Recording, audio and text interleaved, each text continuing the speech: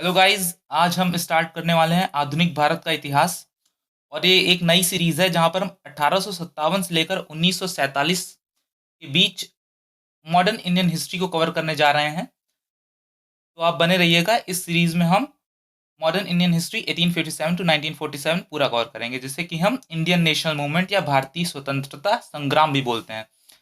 तो इस सीरीज में पहला वीडियो हम 1857 रिवोल्ट का ही करेंगे, क्योंकि बहुत सारे इतिहासकारों ने 1857 को भारत भारत के इतिहास का प्रथम स्वतंत्रता संग्राम बोला है। तो अगर हम भारत के इंडियन नेशनल मूवमेंट की बात करते हैं तो 1857 का रिवोल्ट सबसे पहले इसकी बात की जाएगी, क्योंकि जो क्रांति की जो लहर आई थी इंडियन नेशनल मूवमेंट में, वो 1857 की क्रांति से ही आई थी। तो इसको स्टार्ट करते हैं और हम किस तरह इस 1857 की क्रांति को कवर करेंगे, कैसे हम टॉपिक्स को कवर करेंगे, उसके बारे में जान लेते हैं।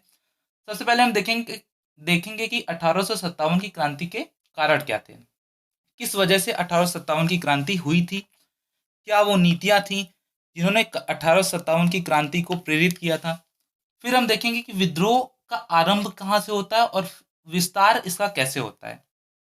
विद्रोह में लोगों की सहभागिता कैसी थी, किन वर्ग के लोगों ने इसमें पार्टिसिपेट किया था, किन वर्ग के लोगों ने नहीं पार्टिसिपेट किया था, कौन से एरिया थे भारत के, कौन से क्षेत्र थे जहां से ज़्यादा पार्टिसिपेशन आया था, जहाँ से ज़्यादा सहयोग, जहाँ से ज़्यादा सहभागिता हुई थी, और विद्रोह के प्रमुख केंद्र कौन से और उनके लीडर्स यानी नेतृत्वकर्ता कौन थे। फिर हम देखेंगे कि विद्रोह का दमन कैसे हुआ, जैसे कि हम आप आगे पढ़ेंगे कि विद्रोह का दमन किया गया था, इसको सप्रेस किया गया था रिवोल्ट को ब्रिटिशर्स के द्वारा। तो किस तरीके से इसका दमन हुआ था वो भी हम देखेंगे। और विद्रोह अपने जो इसका उद्देश्य था अंग्रेजी शासन को खत्म करने का, वो करने में सफल नहीं हुआ था। तो किस वजह से इस असफलता मतलब अपने उद्देश्य को हासिल करने में यह सफल क्यों नहीं हुआ था, क्यों असफल हुआ था, उसको भी हम देखेंगे। और इस विद्रोह की प्रकृति क्या थी, बहुत सारे इतिहासकारों ने इसको अलग तरीके से देखा है, तो उसको भी हम देखेंगे। और विद्रोह के परिणाम क्या हुए थे, क्या नीतियां चेंज की गई थी, किन पॉलिसीज को लाया गया था ब्रिटिशर्स के द्वारा, और भारत में इसका क्या प्रभाव प्रभाव हुआ था उसको भी देखेंगे। और इसका क्या महत्व था ये भी देखेंगे। तो चलिए इस वीडियो को पूरा स्टार्ट करते हैं, इस पूरे टॉपिक को। 1857 का विद्रोह, इस वीडियो में हम कवर करेंगे परिचय और कारण। तो हम पहले देखेंगे इसका परिचय पूरा 1857 के विद्रोह का, और किन कारणों की वजह से ये विद्रोह हुआ था वो इस वीडियो में पूरा हम कंप्लीटली कवर करने जा रहे हैं।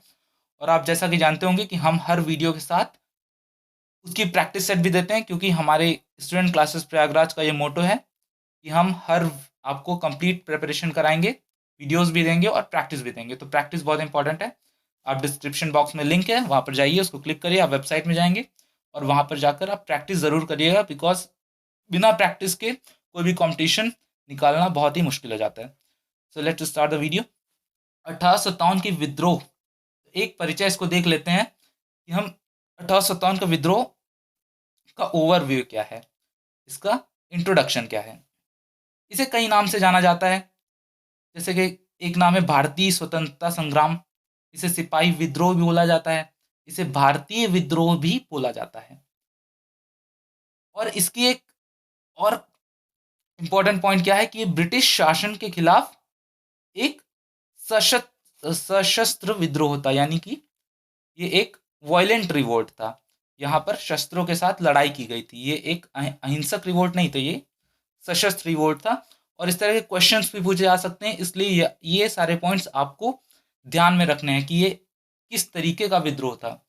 विद्रोह 2 वर्षों तक भारत के विभिन्न क्षेत्रों में चला, और बहुत सारे लीडर्स थे, उन्होंने हर अपने अपने क्षेत्र में इस विद्रोह का नेतृत्व किया। और 2 वर्षों तक लगातार ये अलग अलग क्षेत्रों में ये विद्रोह चलता रहा। इसका आरंभ कैसे होता, इसका आरंभ छावनी क्षेत्र में छोटी भिड़न से हुआ था, परंतु कुछ समय पश्चात विस्तृत रूप इसने ले लिया था। तो एक छोटी भिड़ंत हुई थी छावनी क्षेत्र में, आर्मी का क्षेत्र था, लेकिन कुछ समय पश्चात इसने एक बहुत ही व्यापक और विस्तृत रूप ले लिया था। और इसका अंत कैसे हुआ था, इसका अंत हुआ था ईस्ट इंडिया कंपनी शासन के अंत के साथ हुआ।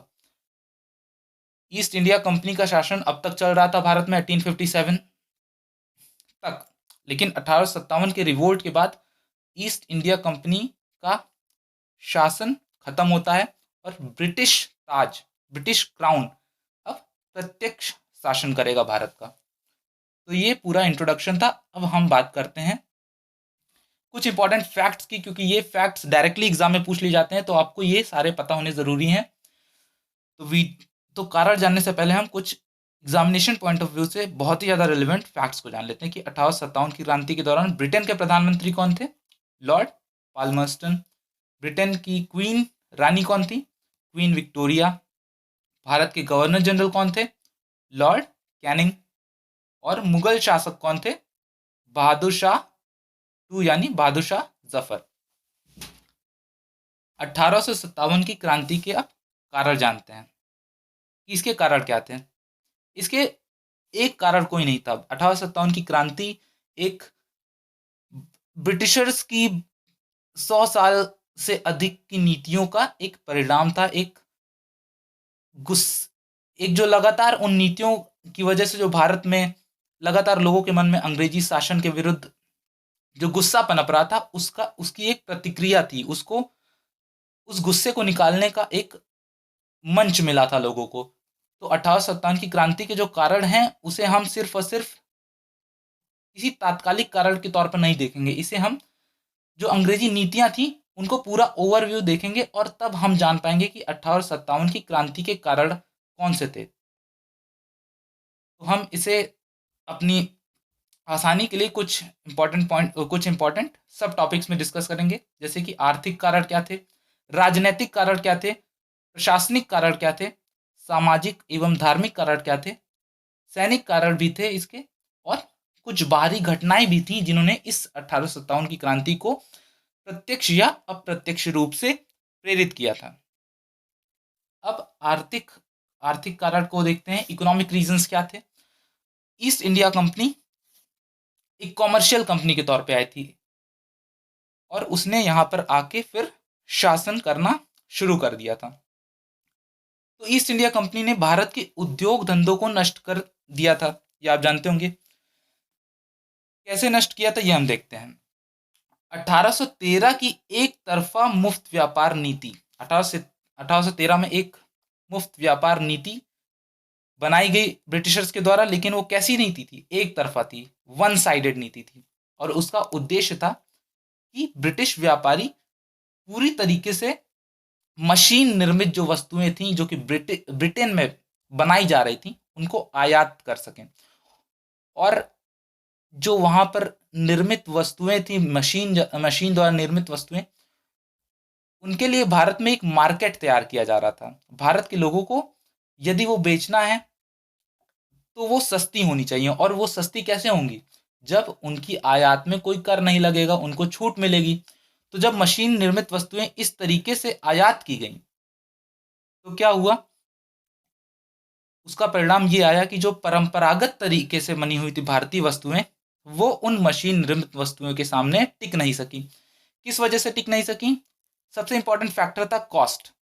कॉस्ट एक इंपॉर्टेंट फैक्टर हो जाता है क्योंकि मशीन निर्मित वस्तुएं लाजिम तौर पर सस्ती होंगी परंपरागत तकनीक से बनी हुई वस्तुएं से, क्योंकि उसमें डिफरेंस हो जाता है स्केल का और लेबर का। परंपरागत तकनीक से जो वस्तुएं बनेंगी उसमें लेबर ज़्यादा, उसमें इंसान की मेहनत ज़्यादा होगी, तो वो वहाँ पर कॉस्ट भी ज़्यादा होगा, वो उसे सस्ता नहीं बेच सकता। लेकिन जो मशीन निर्मित वस्तुएं होंगी वो ज़्यादा प्रोड्यूस भी की जाती हैं और उसमें ह्यूमन लेबर यानी कि इंसान की जो मेहनत होती है वो भी कम होती है, इसलिए वो सस्ती होंगी और लाजिम तौर पर वो भारत के मार्केट में आकर परंपरागत तकनीक से जो बनी हुई वस्तुएं होंगी उनको रिप्लेस कर देंगी। और यही हुआ। और इसका परिणाम क्या निकला? इसका परिणाम यह निकला कि भारत की जो परंपरागत इंडस्ट्रीज थी, जो लघु उद्योग थे, जो कपड़ा उद्योग थे, जिन्होंने 100-200 साल पहले तक पूरे दुनिया में अपना कब्जा जमा के रखा था, वो पूरी तरीके से खत्म हो गया, उनको क्षति पहुंची। जो छोटे छोटे हस्तकला उद्योग थे एवं कुटीर उद्योग थे वो भी समाप्त हो गया। और उसी के साथ ब्रिटिशर्स ने ट्रांसपोर्टेशन एक्सेस को पूरे भारत में बढ़ा दिया था। और किस चीज़ की मदद ली थी? वहां पर ली थी रेल सेवा की मदद। तो जितनी भी वस्तुएं होंगी वो रेल सेवा की मदद से दूर दराज के गांवों तक भी पहुंच गई। तो जो दूर दराज के छोटे से गांव में भी जो इंडस्ट्री चल रही थी वो भी ब्रिटिशर्स की इन पॉलिसी से अफेक्ट हुई, और भारत का जो छोटा से छोटा बुनकर है या जो कपड़ा बना रहा है, हर एक व्यापारी, हर एक इंडस्ट्रियलिस्ट जो भी कुछ सामान बना रहा है, कोई कपड़ा बना रहा है, कोई दूसरे सामान बना रहे हैं, वो हर व्यक्ति इन पॉलिसीज से इफेक्ट हुआ, और धीरे धीरे अंग्रेजी शासन के विरुद्ध उनके मन में एक असंतोष पनपने लगा, एक अविश्वास पनपने लगा। और भारत इससे पहले बहुत सारी वस्तुओं का निर्यात करता था, जैसे कि रेशम से बनी हुए कपड़े जो थे वो पूरे विश्व में प्रसिद्ध थे, लेकिन ब्रिटेन और यूरोप में आयात कर लगाया गया, और उन निर्यातों को, इन सारी वस्तुओं को वहां पर निर्यात होने में काफी रुकावटें महसूस हुई, और वो इस तरीके से भारत का जो निर्यात था वो भी पूरे वर्ल्ड मार्केट से धीरे धीरे करके खत्म हो गया। और खेती एक नेक्स्ट इंपॉर्टेंट, भारत क्योंकि कृषि प्रधान समाज है, तो वहां पर ईस्ट इंडिया कंपनी अगर कोई भी पॉलिसी भारत के किसान वर्ग को इफेक्ट करती है, तो भारत का एक महत्वपूर्ण वर्ग, भारत का एक, अभी भी क्योंकि भारत में 50% से ज्यादा लोग कृषि वर्ग से जुड़े हुए हैं, और जब अंग्रेजी शासन था तो और भी ज्यादा परसेंट लोग जो थे वो कृषि क्षेत्र से ही जुड़े हुए थे। तो कोई भी पॉलिसी अगर भारत के किसान को अफेक्ट करती है तो वो काफी ज्यादा परसेंट ऑफ इंडियन पॉपुलेशन को अफेक्ट करेगी। मतलब अगर कोई पॉलिसी भारत के किसान को अफेक्ट करती है, इसका मतलब क्या है कि भारत के 60 से 70% लोग उस पॉलिसी से अफेक्ट हो रहे हैं। तो वही हुआ, खेती की सुधार में ईस्ट इंडिया कंपनी ने ज्यादा खर्च नहीं किया, और जो अधिकतर रिवेन्यू वो कलेक्ट करते थे उनको वो अपने खर्चों को पूरा करने में लगाते थे। तो इससे क्या परिणाम निकला, कृषि को क्षति हो गई, और अंग्रेजों ने कठोर भूमि राजस्व एवं राजस्व संग्रहण की नीति को अपनाया। तो ऐसा कुछ पॉलिसीज होती थी कि अकाल की स्थिति भी हो जाती थी तो भी वो कोई रियायत नहीं देते थे। उनके अकॉर्डिंग क्या था, उनके अकॉर्डिंग था कि अगर कहीं पर कोई घास भी उग रही है तो वो कहते थे कि यहाँ से मुझे अपना कर वसूलना है, और उसका परिणाम क्या निकला कि किसान पूरी तरीके से, उसकी किसानी पूरी तरीके से बर्बाद हो गई। और इसके साथ कुछ और पॉलिसीज भी थे जिसकी वजह से उनके भूमि अधिकार भी असुरक्षित थे। तो एक तरफ कर वसूल रहे हैं और दूसरी तरफ भूमि अधिकार भी असुरक्षित है। तो इससे परिणाम क्या निकलेगा, इससे यह निकलेगा कि भारत का किसान वर्ग पूरी तरीके से अंग्रेजों की इन पॉलिसीज से अफेक्ट होगा और उसके मन में असंतोष आएगा। तो वही हुआ, किसान वर्ग में भी असंतोष और अविश्वास, और भूमि अधिकार असुरक्षित होने से जो जमींदार वर्ग था वो भी असंतोष, उसके मन में भी असंतोष आया। तो एक इंपॉर्टेंट पॉलिसी थी स्थायी बंदोबस्त की 1793 में, परमानेंट सेटलमेंट आया था 1793 में। वहां पर क्या हो रहा था, वहां पर इस पॉलिसी में अगर कोई भी जमींदार कर जमा करने पर देरी करता है तो उसकी जमीन की नीलामी कर दी जाएगी। वो ऐसी पॉलिसी थी कि अगर आप जरा भी कर जमा करने में देरी करते हैं तो आपकी लैंड सिक्योर नहीं है, उसकी नीलामी कर दी जाएगी। तो इस तरीके की स्ट्रिक्ट पॉलिसीज में जमींदार, बहुत सारे जमींदारों ने अपनी भूमि का अधिकार उनका उनसे वंचित हो गया। तो इस तरीके से पहले एक किसान वर्ग भी है जो असंतोष है, जिसके मन में बहुत सारे जो छोटे छोटे व्यापारी हैं उनके मन में भी असंतोष है, और दूसरी तरफ जमींदार भी जो हैं वो भी अंग्रेजों के शासन से खुश नहीं है। 1852 में इनाम कमीशन एक आया था जिसने 35,000 जागीरों की जांच की थी, और 20,000 जागीर जो थे उनको जब्त कर लिया था। तो पूरी तरीके की जो अंग्रेजों की आर्थिक नीतियां थी वो भारत को अफेक्ट कर रही थी, बुरी तरीके से अफेक्ट कर रही थी। तो इसका परिणाम क्या निकलेगा, इसका परिणाम ये निकलेगा कि भारत के मन में, भारतीयों के मन में अंग्रेजों के खिलाफ गुस्सा बढ़ता जा रहा था, और यही गुस्सा 1857 की क्रांति को उसने प्रेरित किया। तो जब 1857 की क्रांति हुई तो इन वर्गों ने भी बढ़ चढ़कर हिस्सा लिया। अब हम बात करते हैं राजनैतिक कारण की। राजनैतिक कारण भी बहुत ही महत्वपूर्ण थे 1857 की क्रांति को प्रेरित करने के लिए। ब्रिटिश जब आए थे तो वो एक कॉमर्शियल कंपनी के तौर पे आए थे, लेकिन उन्होंने फिर शासन करना स्टार्ट कर दिया था यहाँ पर 1757 प्लासी युद्ध के बाद। और फिर धीरे धीरे उन्होंने अपनी प्रशासनिक नीतियों के द्वारा अपना विस्तार करना प्रारंभ कर दिया था, और स्थानीय शासकों को अपने उनकी पहली बात तो स्वतंत्रता घटती जा रही थी और उनसे सत्ता छीनी जा रही थी। और किन मुख्य नीतियों का उपयोग करके उन्होंने इस इन सारी चीज़ों को अंजाम दिया? पहली थी एक सहायक संधि। सहायक संधि क्या थी? सहायक संधि ये थी कि जिन राज्यों पर यह संधि लागू होती थी, वहां पर अंग्रेजी रेसिडेंट रखा जाता था और उनकी सेनाओं को भंग कर दिया जाता था, और अंग्रेजी सेना को वहां पर रखा जाता था। और उस राज्य के जो विदेशी संबंध होंगे अब वो कंपनी के अधीन होंगे। तो इससे क्या हुआ? इससे पता चलता है कि राज्य की स्वतंत्रता घटी, और इस स्वतंत्रता का घटना, जिस जो राजा पहले पूरी तरीके से अपने हिसाब से शासन चला रहा था, अब वो अंग्रेजों के डोमिनेंस में आ गया। अब वो अंग्रेजों के हिसाब से उसके उसे शासन करना पड़ेगा, तो उसकी स्वतंत्रता घट रही थी और उसके मन में भी असंतोष की भावना जाग रही थी। और ये विभिन्न राज्यों के साथ ये संधि की गई। इस संधि से बहुत सारे राज्य अंग्रेजों के अंडर आ गए, जैसे कि हैदराबाद, मैसूर, तंजौर, अवध। और एक और पॉलिसी थी व्यपकत का सिद्धांत, जिसे हड़प नीति भी कहते हैं या डॉक्ट्रिन ऑफ लैप्सी बोलते हैं।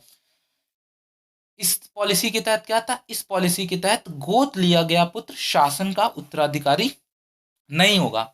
और इस नीति का प्रयोग 1848 से 56 के बीच किसने किया? लॉर्ड डलहौजी ने किया, और उसने विभिन्न राज्यों को अंग्रेजी शासन में शामिल कर लिया। कौन कौन से राज्य थे? सतारा, जैतपुर, संबलपुर, बघाट, उदयपुर, झांसी और नागपुर। तो सतारा सबसे पहले 1848 में हुआ था और झांसी 1854 में होता है। ये सब इंपॉर्टेंट है, बाकी और भी हैं जिसे आप स्लाइड में देख सकते हैं। तो इसमें क्या था कि जो गोद लिया हुआ पुत्र होगा वो शासन का उत्तराधिकारी नहीं होगा। तो बहुत सारे जो ये सारे स्टेट्स थे जहां पर गोद लिया गया पुत्र शासन का उत्तराधिकारी नहीं माना जाएगा, वहां पर इस पॉलिसी का उपयोग करके लॉर्ड डलहौजी ने उन्हें अपने अंडर ले लिया। तो एक तरीके से बहुत ही जबरदस्त तरीके से विस्तार करने में लगे हुए थे अंग्रेज। और धीरे धीरे भारत के जितने भी वर्ग हैं, चाहे शासक वर्ग हो, चाहे व्यापारी वर्ग हो, चाहे किसान वर्ग हो, चाहे जमींदार वर्ग हो, सब पूरी तरीके से अंग्रेजों को समझ गए थे कि ये हमारे हित के लिए काम नहीं कर रहे हैं, ये हमारे अहित के लिए काम कर रहे हैं। और इन्हीं सारी भावनाओं ने 1857 की क्रांति को प्रेरित किया। स्थानीय शासकों की मांग को भी इन्होंने पूरी तरीके से ठुकरा दिया था। और जब इन्होंने मांग ठुकरा दी तो उनके पास विद्रोह करने का ही एकमात्र मार्ग बचा। जैसे रानी लक्ष्मीबाई की क्या मांग थी कि उन्होंने बोला था कि कंपनी उनके पति की मृत्यु के बाद उनके गोद लिए हुए बेटों को राजा मान ले, लेकिन अंग्रेजों ने साफ मना कर दिया। फिर पेशवा बाजीराव के दत्तक पुत्र नाना साहब ने भी क्या बोला कि कंपनी से आग्रह किया उन्होंने कि उनके पिता को जो पेंशन मिलती थी वह मृत्यु के बाद उन्हें मिलने लगे। कंपनी ने डायरेक्ट मना कर दिया। तो इसका परिणाम क्या निकला कि रानी लक्ष्मीबाई ने भी काफी 1857 की क्रांति में बढ़ चढ़ कर हिस्सा लिया, और नाना साहेब ने भी लिया। क्योंकि पहले तो वो गए थे अंग्रेजों के खिलाफ, अंग्रेजों के पास, कि उनकी मांग मान ले, लेकिन अंग्रेजों ने तो डायरेक्ट मना कर दिया। अब उनके पास जब 1857 की क्रांति हुई तो अपनी तो उनके मन में जो अंग्रेजों के खिलाफ रोष था, उनकी जो मांगे थी जो नहीं पूरी हो पा रही थी, उनको वही एक जो असंतोष 1857 की क्रांति में उनकी सहभागिता को दिखाता है। फिर अवध में एक सहायक संधि पे अवध अवध एक बहुत इंपॉर्टेंट राज्य था जिसने 1857 की क्रांति को प्रेरित किया था। आगे हम देखेंगे कैसे किया था। 1801 में सहायक संधि इस पर लगाई गई। फिर 1856 में अंग्रेजों ने मनमाने तरीके से कुशासन का आरोप लगाकर इसे अपने कब्जे में ले लिया। और अवध किस तरीके से भी इंपॉर्टेंट था स्ट्रैटेजिकली, ये भी आप जान लीजिए, क्योंकि अवध जो था वो बंगाल को एक बफर स्टेट के तौर पे काम करता था। बंगाल जो था वो अवध से जुड़ा हुआ था, और अगर बंगाल को बचाना है तो अवध को उसके सामने एक ढाल बनाकर रखना है। इसीलिए अवध को मनमाने तरीके से अंग्रेजों ने कब्जा कर लिया था, और ये बात भारत के लोगों को पसंद नहीं आई थी। अब हम आगे देखते हैं एक और कारण क्या था कि मुगल शासन को इन्होंने खत्म करना चाहा। कंपनी ने किस तरीके से खत्म किया? पहले तो इन्होंने जो अपने सिक्के जारी किए उनमें से मुगल बादशाह का नाम हटा दिया था। फिर 1849 में गवर्नर जनरल डलहौजी ने ऐलान किया कि बहादुर शाह जफर की मृत्यु के बाद बादशाह के परिवार को लाल किले से निकालकर उसे दिल्ली में कहीं और बसाया जाएगा। फिर 1856 में गवर्नर जनरल कैनिंग ने फैसला किया कि बहादुर शाह जफर आखिरी मुगल बादशाह होंगे और उनकी मृत्यु के बाद उनके किसी भी वंशज को बादशाह नहीं माना जाएगा। तो ये भी एक महत्वपूर्ण कारण था कि लोगों में असंतोष जाग रहा था। वो समझ रहे थे कि अंग्रेजों की जो रणनीति है वो पूरी तरीके से अपने आप को भारत में स्थापित करने की है, और उनको खुद को स्थापित करने का जो उद्देश्य है वो भी धीरे धीरे क्लियर हो रहा था कि उनका उद्देश्य भारत के लोगों को हित पहुंचाना नहीं है। वो यहाँ पर शासन करना चाहते हैं, लेकिन अपने अपनी जेबें भरने के लिए, अपने उनके जो हित हैं वो उनके पर्सनल रीजंस की वजह से, वो भारत के लिए कोई भारत के लोगों का भला नहीं करना चाहते हैं। ये धीरे धीरे क्लियर हो रहा था भारत के लोगों को। जब बहुत सारी नीतियां आई, लोगों को समझ में आया कि अकाल हो रहा है तब भी हमसे कर वसूला जा रहा है, हमारे तो पूरा जॉब्स छिन गए। हम पहले अच्छा खासा कपड़ा बना रहे थे, हमारी छोटी छोटी इंडस्ट्रीज थी वो सब चली गई। तो धीरे धीरे लोगों को क्लियर हो रहा था कि अंग्रेज जो हैं वो पूरी तरीके से उनके अहित में काम कर रहे हैं। और इसके अलावा कुछ प्रशासनिक कारण भी थे, क्योंकि छोटे जो पुलिस थे और निम्न अधिकारी के जो जो थे उनमें बहुत ज़्यादा भ्रष्टाचार व्याप्त था। तो ये सारे कारण थे जिन्होंने जिन्होंने लोगों के मन में असंतोष जगा दिया था, और वो 1857 की क्रांति का जब उन्हें मंच मिला तो उन्होंने बढ़ चढ़कर उसमें हिस्सा लिया। इसके अलावा सामाजिक धार्मिक कारण भी कुछ थे, क्योंकि अ, भारत में धर्म का महत्व बहुत अधिक है। लेकिन जब अंग्रेजों ने उनके सामाजिक और धार्मिक रीतियों को अफेक्ट करना चालू किया तो भारत के जो लोग थे उनके मन में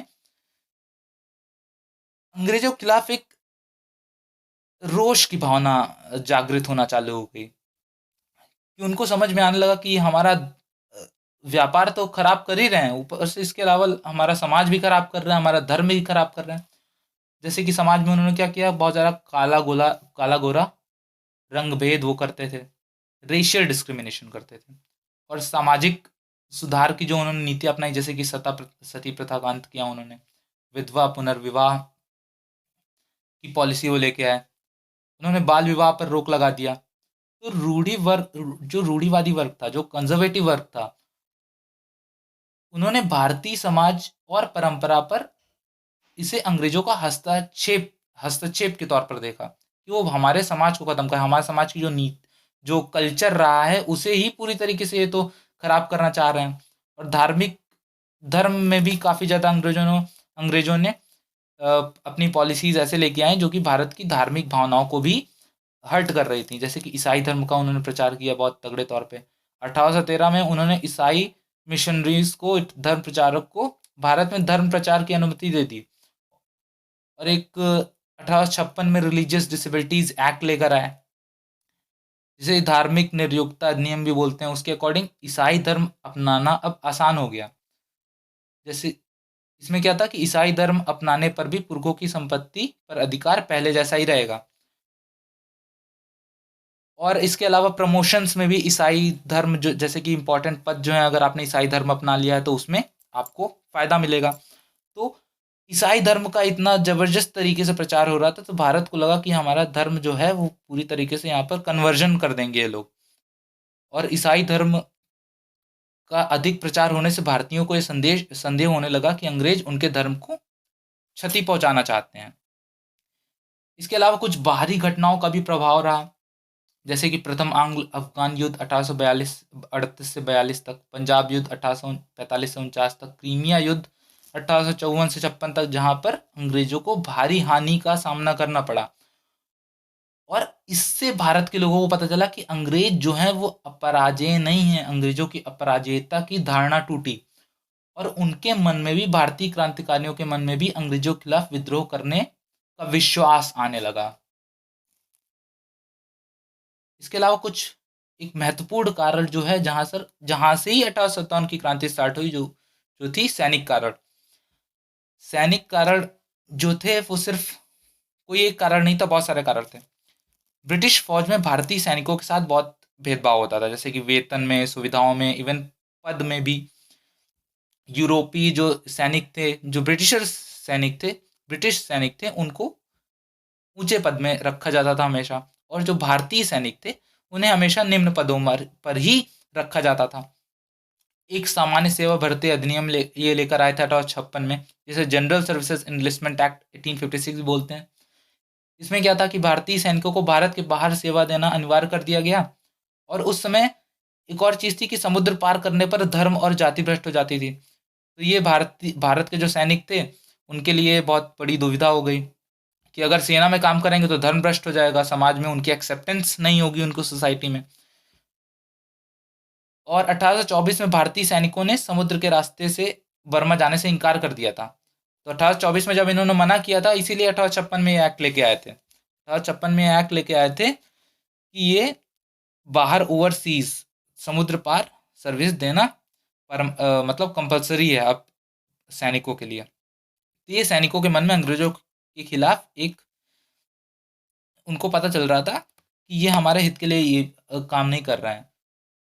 तो धीरे धीरे जितने भी वर्ग थे वो समझ रहे थे। तो 1857 की जो क्रांति थी वो तभी हुई थी जब अंग्रेजों ने पूरी तरीके से भारत में एकदम बवाल मचा दिया था। हर तरफ, हर वर्ग, हर जितने भी लोग थे सब परेशान हो गए थे। तभी 1857 की क्रांति एक निकल कर आई थी। और सेना में सिपाहियों को जाति और धर्म से संबंधित चिन्ह पहनने से भी मना कर दिया गया था।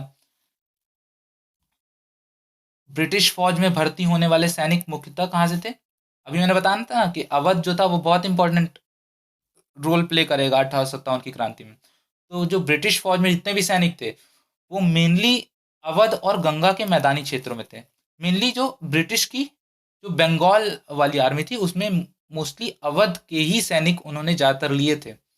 और 1856 में जब अवध को कुशासन के आरोप में अंग्रेजों ने हड़प लिया तो इसका इफेक्ट ना सिर्फ लोगों में बल्कि जो अवध से सैनिक गए थे उनमें भी पड़ा। उनको भी लगा कि ये तो मतलब भारी, मतलब उन्होंने, अंग्रेजों ने तो एकदम मतलब हत्ती कर दिया। कि 1856 में आप अवध को किस आरोप में ले रहे हैं? कुशासन के आरोप में ले रहे हैं। तो ये भारतीयों के लिए एक बहुत बड़ी बात थी। सैनिक भी इससे बहुत तगड़े तरीके से अफेक्ट हुए थे। और इसके अलावा सैनिक जो था वो किसान परिवार का ही सदस्य था। तो बहुत सारे जो सैनिक थे वो खुद किसान थे। और किसानों का जो गुस्सा था वो जल्दी धीरे धीरे सिपाहियों में भी फैल गया, क्योंकि जब वो गांव जाएगा, कोई भी किसान है गांव जाएगा, देखेगा कि उनके परिवार में जो किसान है उनका, उनके जो पिताजी हैं, जो भी उनके जो रिश्तेदार हैं, वो किस तरीके से उनकी किसानी चल रही है, पूरी तरीके से खराब हो गई है, उनके व्यापार खराब हो गए हैं। तो जो उनका गुस्सा है वो धीरे धीरे सैनिक में भी ट्रांसफर हो रहा था। क्योंकि अगर किसी सैनिक का परिवार इफेक्ट होगा तो जाहिर सी बात है कि उसमें भी वो गुस्सा आएगा। और इसके अलावा अंग्रेज जो थे वो बहुत ही अभद्र मतलब अच्छी, जैसे कि यहाँ देखते हैं चार्ल्स नेपियर ने क्या बोला था कि उच्च जाति भाड़े का सैनिक भारतीय सैनिकों को चार्ल्स नेपियर ने बोला, और उन पर उसका विश्वास नहीं था। तो ये इस तरीके की जो टिप्पणियां हैं वो भी सैनिकों को अफेक्ट कर रही थी। और यही कारण था कि अंग्रेजी जो सैन्य नीति थी उनके इसी के कारण, क्योंकि उनको विश्वास नहीं था, तो अंग्रेजी सैन्य नीति क्या थी कि भारतीयों को सेना में कोई उच्च पद नहीं देना है। अब तात्कालिक कारण क्या थे? तात्कालिक कारण ये थे कि जो एकदम इमीडिएट कारण थे जिसकी वजह से 1857 की क्रांति एकदम चिंगारी जिसने लगा दी थी। वो थी नई एनफील्ड राइफल। नई एनफील्ड राइफल लाई गई थी और उसमें क्या था, उसमें एक कारतूस हुआ करती थी जिसको दांतों से काट कर खोलना पड़ता था, और उसमें भरे हुए बारूद को फिर बंदूक की नली में भरकर कारतूस को डालते थे वो लोग। और जो कारतूस कारतूस थी उसकी बाहरी आवरण में एक चर्बी थी जो कि उसे सीलन से बचाती थी। सिपाहियों के बीच एक अफवाह फैल चुकी थी कि कारतूस में लगी हुई चर्बी सुअर और गाय के मांस से बनाई जाती है। यह हिंदू और मुसलमान सिपाहियों की धार्मिक भावनाओं के विरुद्ध था, क्योंकि गाय क्या है, गाय हिंदुओं के लिए पवित्र है, और सुअर क्या है, सुअर की हत्या मुसलमानों के लिए वर्जित थी। तो ये कारतूस जो थी वो जो सैनिक के हिंदू और मुसलमान जितने भी सैनिक थे उनकी धार्मिक भावनाओं को पूरी तरीके से हर्ट कर रही थी। वो ये अब कतई बर्दाश्त नहीं कर सकते थे। इससे पहले तो उन्होंने अंग्रेजों ने बहुत सारा डिस्क्रिमिनेशन किया था, लेकिन जो नई एनफील्ड राइफल थी, ये एक तात्कालिक मुद्दा बन गई, एक तात्कालिक कारण बन गया। 1857 की क्रांति की चिंगारी के तौर पे इसने काम किया। और एक बहुत बड़ी फिर आग लग गई, 1857 की क्रांति की आग लगी, जिसमें जितने भी वर्ग थे जो अंग्रेजों से असंतुष्ट थे, व्यापारी वर्ग, जमींदार वर्ग, शासक वर्ग, सैनिक सैनिकों ने तो इसकी स्टार्टिंग ही की थी। तो जितने भी वर्ग असंतुष्ट थे उन्होंने बढ़ चढ़ कर हिस्सा लिया। तो अब एक प्रश्न मैं आपसे पूछता हूँ कि जो क्या 1857 के जो विद्रोह था वो केवल तात्कालिक कारणों की वजह से हुआ था, जैसे जो एनफील्ड राइफल थी उसके खिलाफ प्रतिक्रिया थी। अब तक हमने जो वीडियो में देखा है उससे आप समझ ही गए होंगे कि ये सिर्फ और सिर्फ तात्कालिक कारणों का परिणाम नहीं था। ब्रिटिश सांसद बेंजामिन डिज़राइली थे, उन्होंने 1857 के विद्रोह को क्या बुलाया? उन्होंने बुलाया 1857 के विद्रोह को कि ये मात्र चर्बी युक्त कारतूस की प्रतिक्रिया नहीं है, बल्कि ये ईस्ट इंडिया कंपनी की गलत नीतियों का परिणाम है। तो ये एक इम्पॉर्टेंट पर्सन है क्योंकि एग्जाम में भी पूछ ले जाते हैं। बेंजामिन डिज़राइली, इन्होंने इसे एक नेशनल मूवमेंट के तौर पर बोला है, राष्ट्रीय संग्राम के तौर पर 1857 की क्रांति को बोला है। तो इस तरीके से हमने 1857 की क्रांति के पूरे कारण को जान लिया और हम अब आगे इसको देखेंगे। स्टोरी इस पूरे उसको एक स्टोरी के तौर पे देखेंगे। अब हम आगे अगले वीडियो में इसे देखेंगे कि किस तरीके से 1857 की क्रांति का विस्तार होता है, कहाँ से चालू होती है और फिर किस तरीके से धीरे धीरे बढ़ती है। तो ये सब अगले वीडियो में आपको देखने को मिलेगा। तब तक के लिए आप इंतज़ार करिए, इस वीडियो को देखिए, जो भी करना हो करिए। So will meet you next time.